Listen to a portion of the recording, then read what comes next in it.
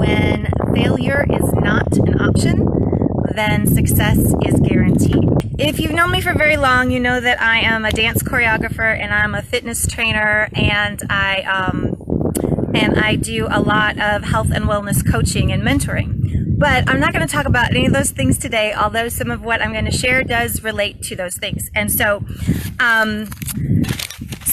again, first of all, share, tag, and post this. So share this on your page, post this on your page, tag your friends, whatever. Like, go ahead and share this with as many people as you can, because I promise that they will be blessed. Okay, so again, when failure is not an option, then success is absolutely guaranteed. Okay, so it has taken me, I think somebody actually quoted that somewhere. I'm not sure where, but somebody actually quoted that. So I don't believe that is my authorship, but I don't remember who it was. Okay.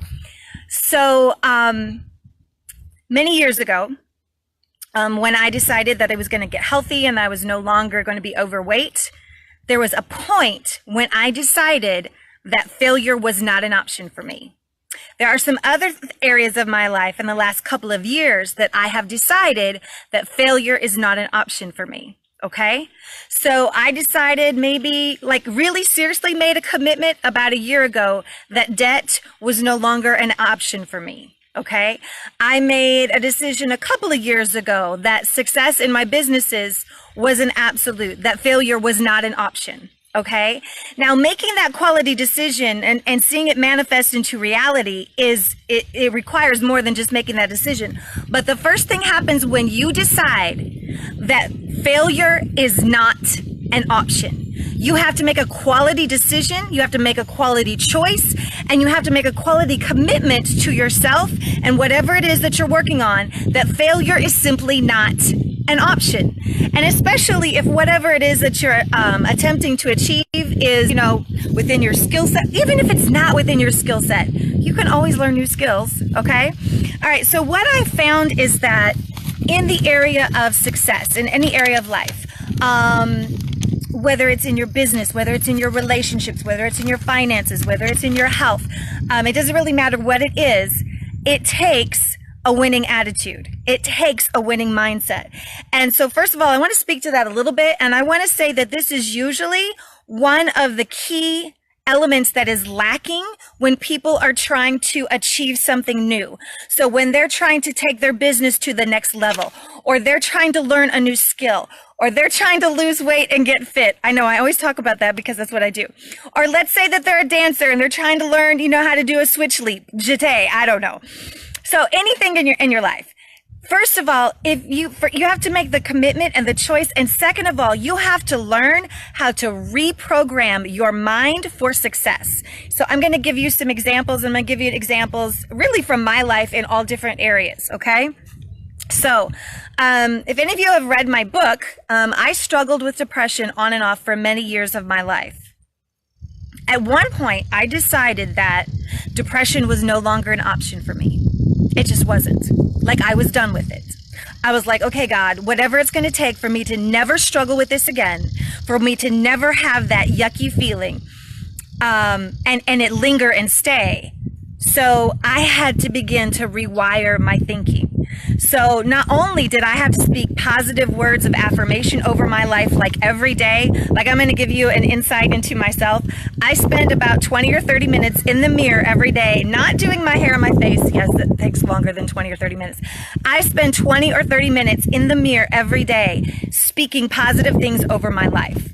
Whether it's my finances, my business, my health, it doesn't matter what it is. My children, it doesn't matter. I speak life and positivity over my life every single day. Every single day. And what that has done is it has begun to rewire my thinking, okay? So I also found that I had, as I began to do that, I began to realize that I'm trying to look up my notes here, that I had made an agreement with some really negative thought patterns, okay? So I'll give you an example. So before that, I decided that failure was not an option in my weight loss progress. I kept reviewing all of these thoughts, like I'm never really going to be able to lose all of the weight I need, or I'm never really going to be successful. Like, I'll lose the weight, but I'll probably gain it back. Or I'm never really going to be completely successful when it comes to avoiding emotional binge eating. So these kind of thoughts were in my head, and sometimes they came out of my mouth. And because I was making an agreement or an alignment with that negative thought pattern, that's what I did. And it's no wonder I wasn't successful, because even if I didn't say it, those thoughts were in my brain all the time. Does that make sense? So I want you to think of what kind of negative thought patterns have you agreed with? So much so that you have spoken them over your life. So much so that they come out in your conversation without you even meaning to. I actually had to, on certain things, I had to get down on my knees and ask God to forgive me, because there were times that I had made an agreement so strong with grief and sorrow over the loss of certain things in my life that I continued to be in that state of depression. And it was because I was actually in agreement with the fact that I was still mourning that loss. I was still grieving that loss. Now, if you have a parent or a child or a loved one that dies, I'm not talking about that kind of grief or loss. That's something different. But I'm talking about, I don't know, that I tried to lose 10 pounds and didn't lose it. And then I was grieving that loss. I was grieving that failure. So I had to make a decision to completely change my way of thinking. And this is one of the key things that most people either don't know, haven't discovered, or won't take the time to do consistently enough to change their energy from the inside out. Okay? So I said that you have to rewire your brain or your attitude for success. And one of the ways that you do this is through daily affirmations and through daily meditation. And so, yes, I believe I am a Christian. Like, I don't do any kind of weird hocus pocus meditation, but I do sit still before God. Like, I talk to God. He talks back to me. I pray, all of those things. But I do spend some time just taking some mental images of what I believe that God has in store for my life. So when I was really serious about not being a failure with my weight loss, I continuously put images in my head of what I would look like, and I was realistic, what I would look like 75 pounds lighter. More importantly, what I would feel like being healthy and 75 pounds lighter. Does that make sense? Oh, by the way, hi everybody. I know I haven't said hi. Hold on a second. I'm supposed to. Hi, Michelle. Hi, Marlita. Hi, Linda. Hi, Sarah. Hold on. Okay, there we go. So I lost my train of thought. Okay, so I literally would begin to picture what it would feel like to be healthy, or what it would feel like to be out of debt, what it would look like for my business to be thriving, what it would feel like for my relationship with my children to be, what do I want to say? Close and intimate, okay?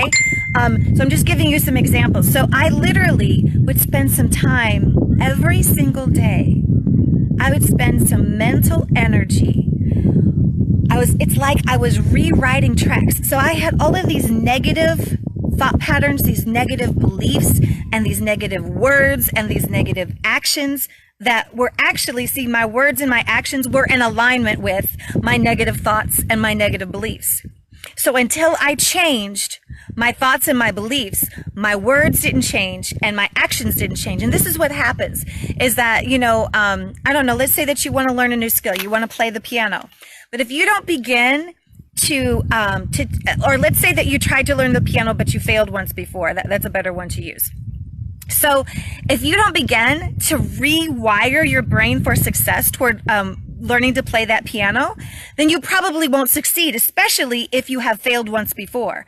So I had all of these negative thought patterns of past failures, of past mistakes, of past blunders, of past just ways that, in all honesty, sometimes that I had screwed it up.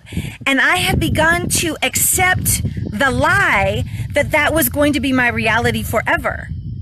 I don't know if that makes sense. I began to agree with the fact that I was always going to be fat. I was always going to be unhealthy. I was always going to be poor, or I was always going to live paycheck to paycheck, or, just whatever it was. So you literally have to rewire your brain for success. And one of the ways that you do that is through daily affirmations, daily meditation, and daily mental imaging of what it would look like, what it would feel like to be living the reality of what it is that you desire.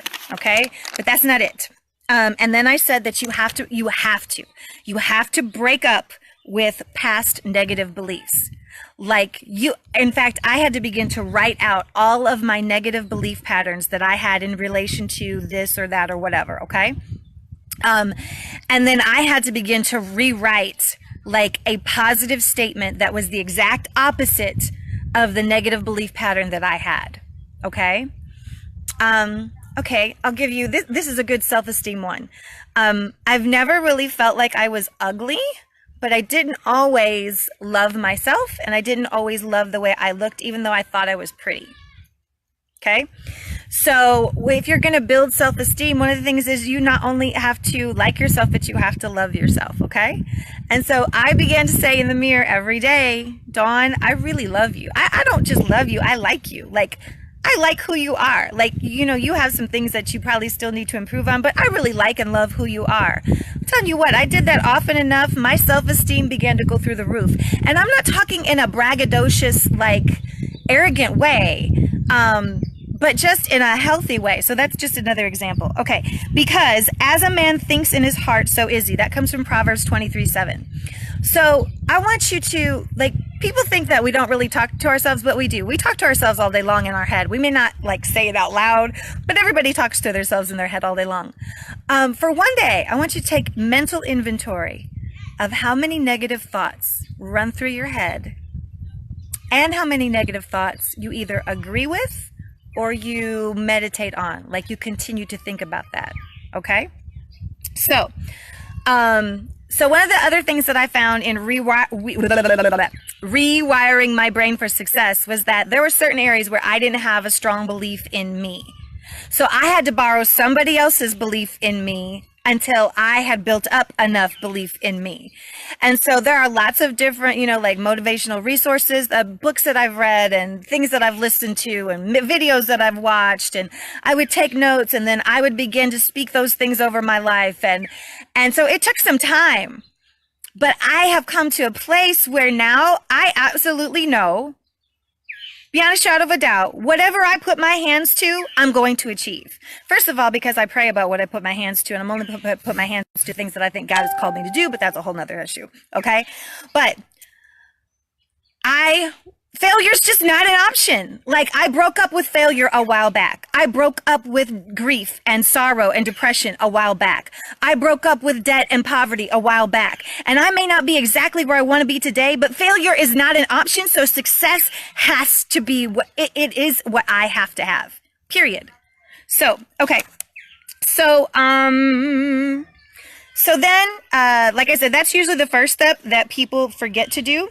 Is that they don't rebuild themselves mentally, emotionally, spiritually from the inside out and rewire themselves for success. Okay, the second thing that a lot of times people, when they're trying to achieve something, is they do not count the cost. I have done this in business a lot. I have not counted the cost. I've not counted really how much investment of time or money or focus or work activity that I would need to invest. I'm becoming more and more realistic about how much of that investment that I need to make every single day. But initially, I did not count the cost of how much I needed to invest. And again, I hate to talk about weight loss, but it's what I mentor and coach all the time. So sometimes my clients they don't count the cost. They don't realize how much time they might have to devote. Usually they don't have to devote a lot of energy. I have ways to save them all kinds of money.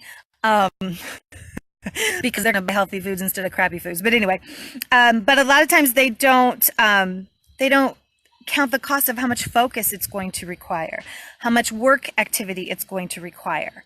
And so when we don't fully count the cost and then, we try something for a couple of weeks or a month or even a couple of months and we don't get the results that we want,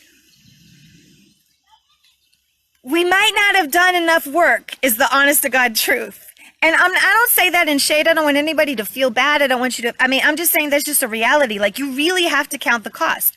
So if failure is not an option, then that means you have to be open to every single option that is possible for you achieving your goal. Okay. So I began to understand in business that I wasn't really leaving myself open to every available option that was necessary for me to achieve my goal. So I had to begin walking around my house or, in my car going, whatever it takes, I'm open to that. You know what I mean? Like, I would say that out loud. I would say, what would it take for me to generate $10,000 of monthly revenue from my businesses? I'm not there yet, but I will be. Okay. What would that look like? What would that require of me? What would I have to learn? What kind of time would I have to invest? What kind of focus and mental energy would I have to invest? What kind of money might I have to invest? And so until you've really counted the cost, if you've only tried a couple of things and you've failed or you feel like you failed, then you have to really count the cost. And so I talked about that I've begun to really, with that whole mentality that failure is not an option. So I am beginning in every area of my life to search under every single rock to find every single possibility of achieving whatever it is that I want to achieve. Okay? All right. And then I used to be really guilty of this, and I'm getting so much better, is that I would envision everything. I would count the cost. I would write out a plan, but then I failed to execute the plan. How many of you have done that? You've made out a plan and you failed to execute the plan, or you failed to execute the plan consistently. Okay, now I've learned that the biggest reason that I would fail to consistently execute the plan, it goes back to me rewiring my brain for success.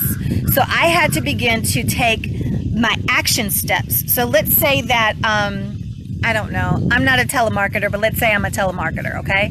And let's say that my goal is to make 500 calls today, okay? That seems like a lot of phone calls. I would hate being a telemarketer, but anyway.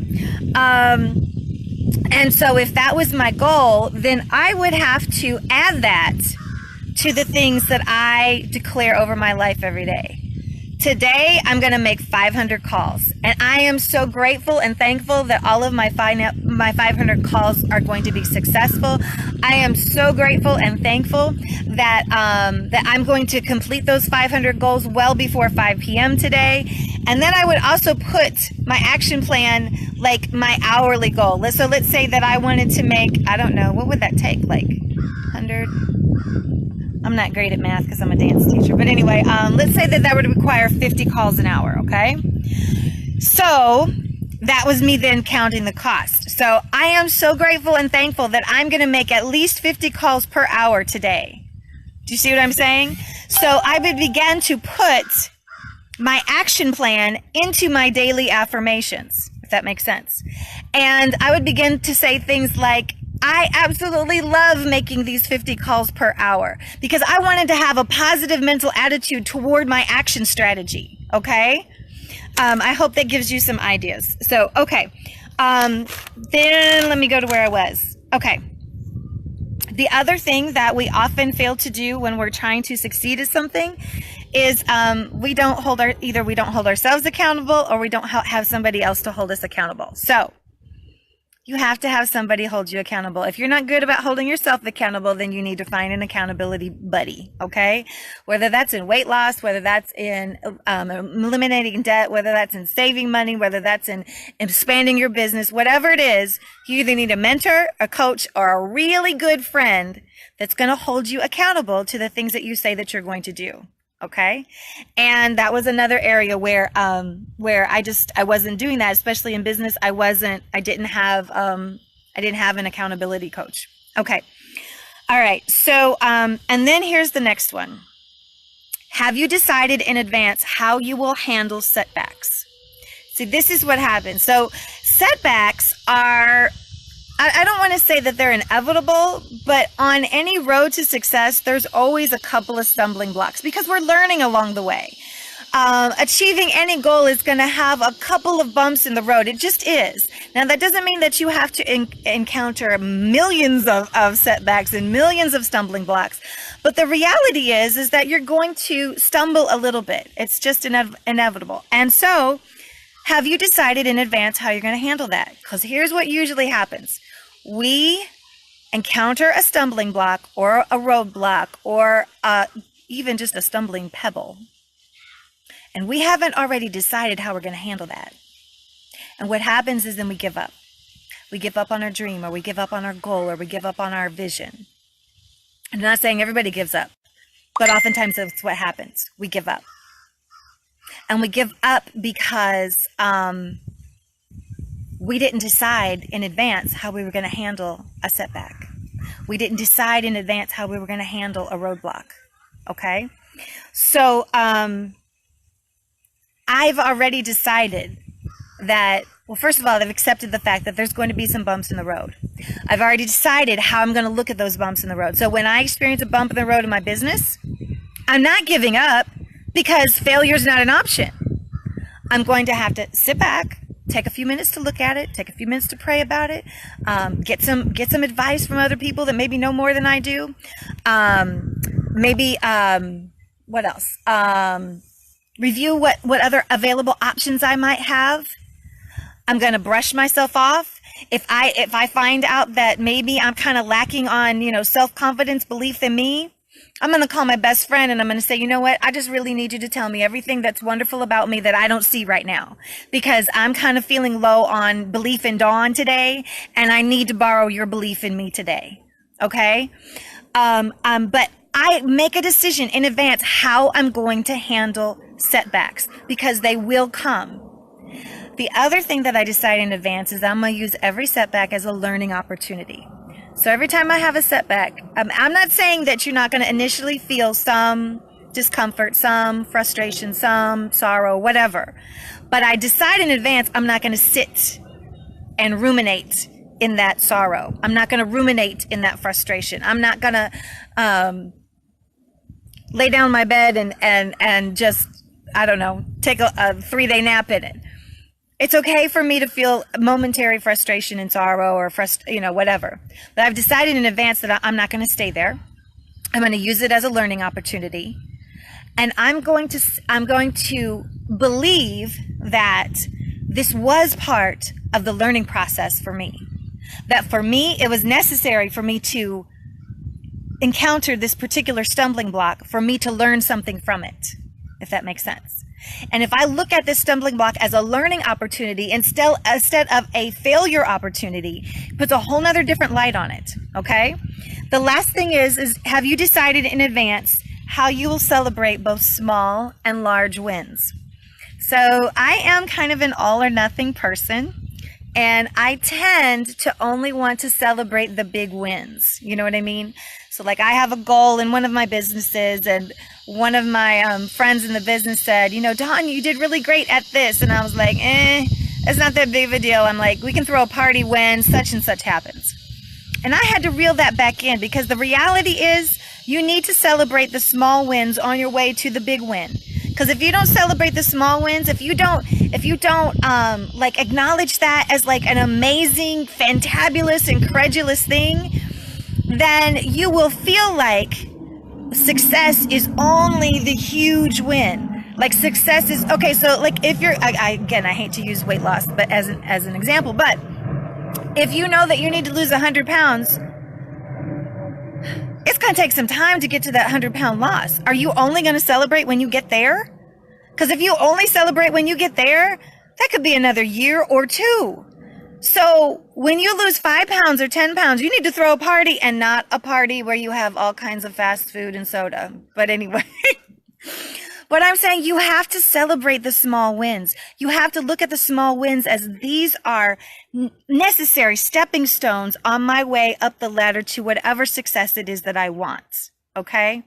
All right. So I don't know why I felt like I needed to share all of that with you today, but I see, in a lot of the people that I coach and mentor, I've been noticing how negative our society is, like how much grief and sorrow and depression and anger and bitterness and just kind of staying in the same rut year after year after year after year. And I see that all around me. And I guess I'm not saying that I'm exactly where I want to be, but I am so much closer to where I want to be than I once was. I may not be moving forward at like lightning speed, but I am no longer stuck where I was, if that makes any kind of sense. And I don't want you to be stuck either. Okay, so I said all of that to say that I hope this has helped you. If you have any questions, put them in the comment section, and I will I'll answer them as quickly as I can. Also, I'm going to put my PayPal link. If you ever want to make a donation to my ministry or to one of my businesses, I will definitely put the money to good use. It'll probably go toward marketing and advertising. So anyway, I hope you guys have an amazing day. And again, share, tag, and post this video. If this was helpful for you, send me a shout out, say hello, and I hope you guys have an amazing day. Okay, mwah, bye.